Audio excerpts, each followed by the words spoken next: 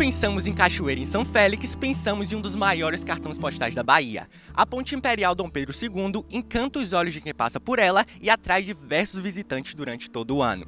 Mas será que as pessoas, principalmente os moradores, dão a devida importância a esse patrimônio?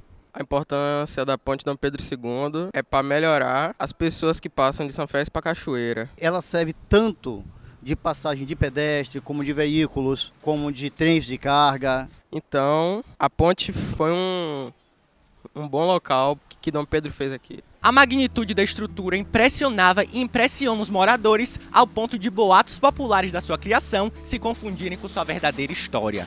O projeto de ligar Cachoeira e o povoado de São Félix é bem anterior à fundação da ponte, bem do início do século XIX, quando a Câmara e políticos locais também defendiam a ideia de se construir uma ponte que ligasse as duas margens do rio Paraguaçu. Então, desde o início do século XIX havia esse interesse, né? Mas não foi possível, né, essa realização do projeto. Isso só veio se consumar lá no final do século XIX, com a construção da ponte Dom Pedro II em 1885.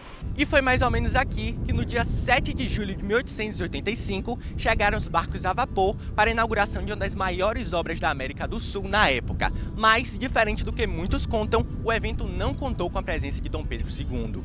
A ponte foi considerada assim um grande símbolo de modernidade, de avanço em direção à modernidade. Então foi um momento assim de grande, vamos dizer assim, entusiasmo, bem festivo, como é característico daqui da região do Recôncavo. Mas com relação à inauguração da ponte, a presença dele não aconteceu. Então isso se transformou, na verdade, numa lenda, né? A ponte ganhou o nome de Dom Pedro II, mas o governo imperial, o governo central, não teve participação no investimento para a construção da ponte. Quem investiu pesado foi o governo provincial. Foi, vamos dizer assim, como se diria hoje, uma obra do Estado, né?